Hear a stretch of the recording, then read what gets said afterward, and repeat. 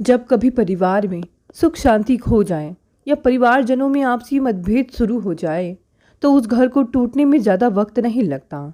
इंसान चाह कर भी इस पर अपना बस नहीं चला सकता। अगर कभी एक हद तक सामने वाले की बातों को नज़रअंदाज भी कर ले, लेकिन कभी कभी चुप बैठने से बहुत लोगों को बढ़ावा मिल जाता है। ऐसा रेखा की सोच थी। ऐसे ही घर में जब तब बढ़ते जा रहे परेशानियों ने मेरी भतीजी रेखा की तबीयत और ज़्यादा खराब कर दी। सर्दी बुखार से पैदा हुआ सिर दर्द रोने के कारण इतना बढ़ा कि सिर फटने लगा। बुआ, यह सुमित अगर घर छोड़कर चला जाएगा तो मैं मर नहीं जाऊंगी? रेखा अपने भाई के बारे में बोलते हुए सुबक रही थी। पिताजी और माँ के मरने का सदमा सहा है मैंने।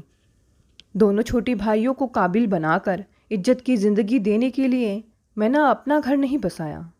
आज सुमित घर छोड़कर जाने को तैयार है। कितना अच्छा फल मिल रहा है मुझे अपने त्याग और बलिदान का। तो इतनी परेशान मत हो रेखा, सब ठीक हो जाएगा। मैंने उसे दिलासा देते हुए बार बार समझाया, पर उसका रोना ही नहीं थमा। मेरा बड़ा भतीजा सुमित अपने कमरे में अपनी पत्नी शिखा से ऊंची आवाज़ में झगड़ रहा था। आमतौर पर सुमित से डरने दबने वाली शिखा उस दिन जबरदस्त विद्रोही मूड में उससे खूब लड़ रही थी। मैं नहीं रहूँगी, नहीं रहूँगी, अब इस घर में मैं बिल्कुल भी नहीं रहूँगी। शिखा की गुस्से से भरी आवाज़ हम साफ सुन सकते थे। रात दिन की रोक टोक अब मुझसे नहीं सही जाती है। आपकी बहन जानबूझकर मुझे दुखी और परेशान करती रहती है। हमें नहीं चाहिए उनकी सहायता, उनका पैसा। मैं और मेरा बच्चा एक वक्त की रोटी खाएंगे, पर मैं अब सुख चैन से अलग ही घर में रहूँगी। जिस बात को लेकर घर का माहौल इतना खराब हो गया था वह बहुत छोटी सी थी। शिखा सुबह अपनी बड़ी बहन से मिलने जाने के लिए पूरी तरह तैयार हो चुकी थी, लेकिन रेखा ने अपनी खराब तबीयत को कारण बनाकर उसे जाने से रोक दिया। शिखा की प्रतिक्रिया अप्रत्याशित रूप से तेज रही। वह बुरी तरह पहले रेखा से उलझी, फिर पति सुमित से, उसका देवर आकाश, देवरानी रूपा और मैं उसे समझाकर शांत करने में पूरी तरह असफल रहे थे। घटना चक्र ने खतरनाक मोड़ तब लिया जब सुमित ने गुस्से में आकर शिखा के गाल पर 2 थप्पड़ मार दिए। शिखा ने एकदम खामोश होकर अपना और अपने बेटे निखिल का जरूरी सामान एक सूटकेस में भरना शुरू कर दिया। वह घर छोड़कर मायके जाने की तैयारी कर रही थी। रूपा की पूरी सहानुभूति अपनी जेठानी के साथ है, यह उसके हाव भाव से साफ पता चल रहा था। उसका फूला मुंह उसके खराब मूड की निशानी था। आकाश भावुक स्वभाव का है। वह अपनी दीदी की बेहद इज्जत करता है। उसे मैंने ऊंची आवाज़ में रेखा से बातें करते कभी नहीं सुना। रूपा और आकाश का लव मैरिज हुआ था। रूपा अच्छी पगार पाती है। बाहर घूमने फिरने और मौज मस्ती करने में उसका मन बहुत लगता है। मेरा यह मानना है कि अगर आकाश अपनी बहन के साथ इतनी ज़्यादा मजबूती से ना जुड़ा होता तो रूपा अब तक जरूर घर से अलग हो गई होती।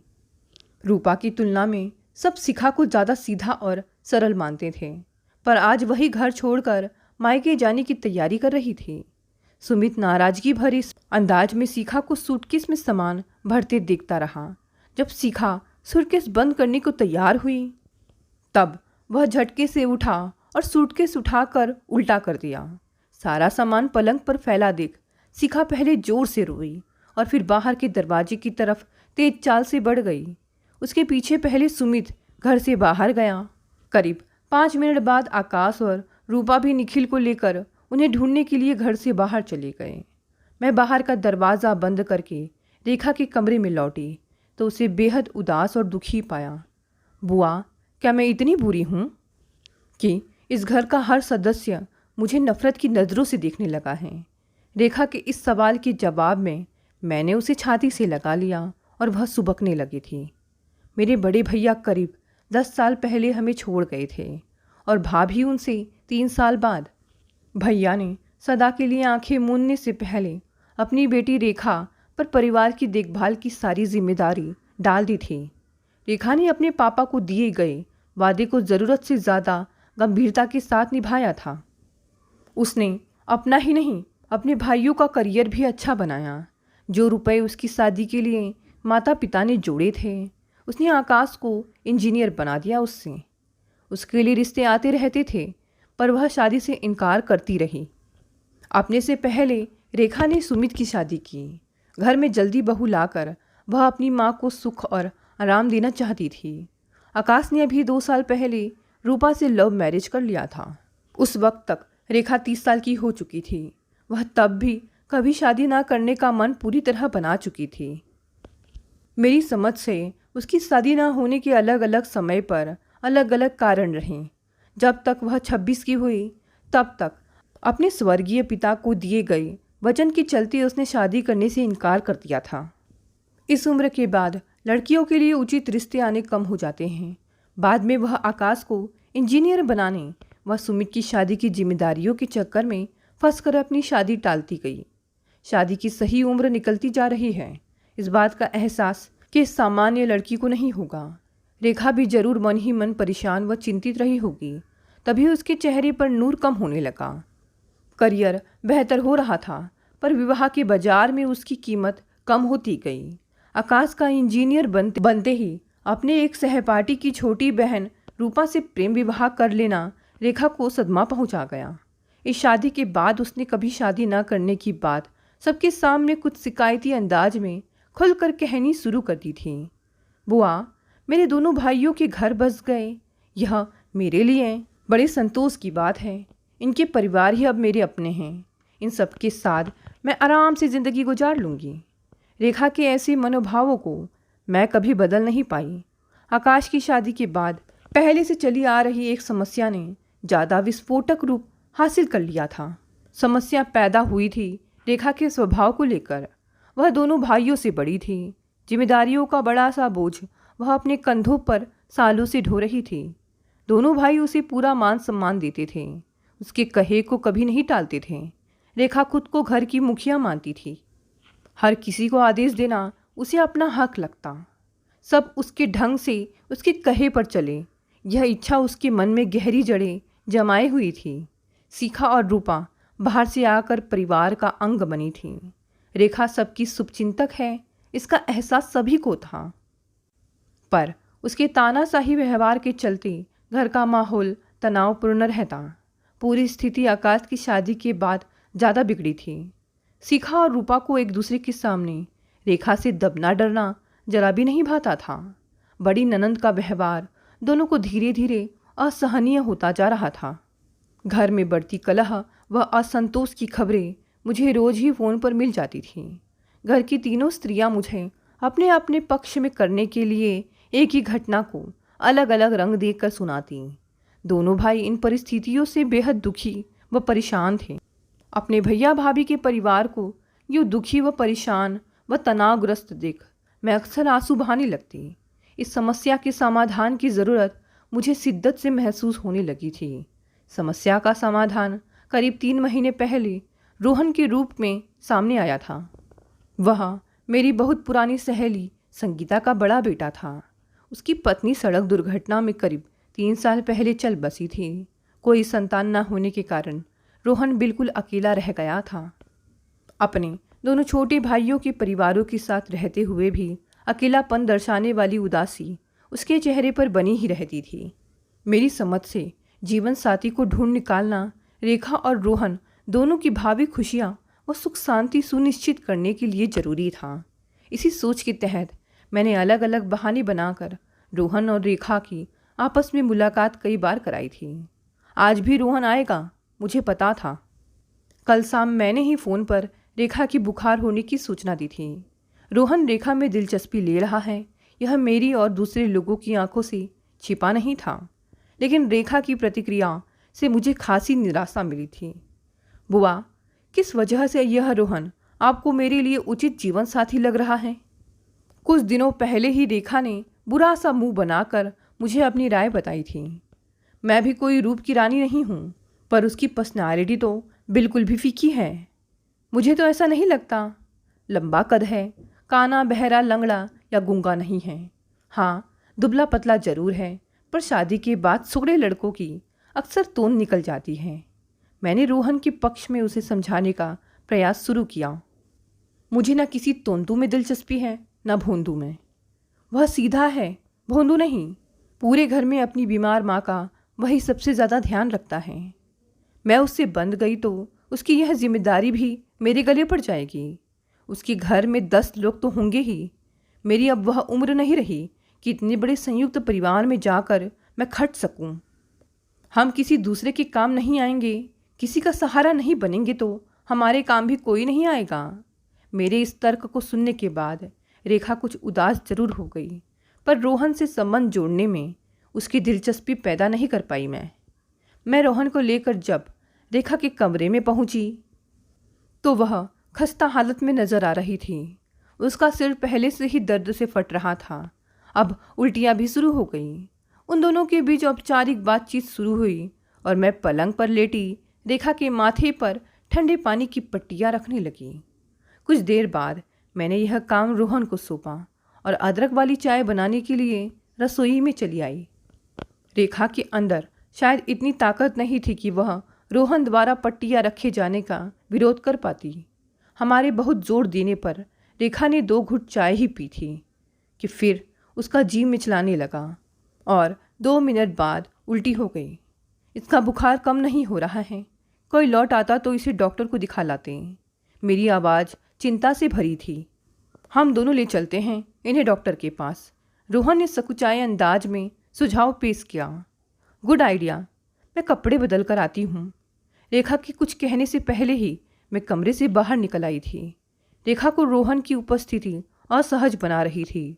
वह उसकी किसी भी तरह की सहायता लेना नहीं चाहती थी, पर कमजोरी ने उसे मजबूर कर दिया था। मेरी एक आवाज़ पर रोहन भाग भाग कर काम कर रहा था।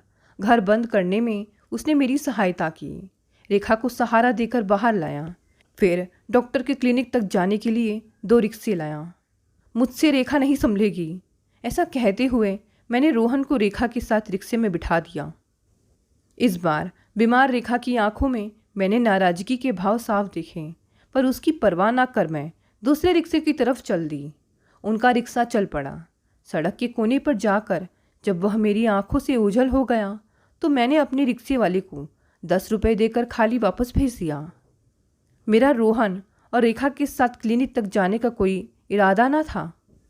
ताला खोलकर मैं घर में घुसी और टीवी खोलकर सीरियल देखने का आनंद लेने लगी। रोहन से रेखा हर बार कटी कटी सी मिलती आई थी।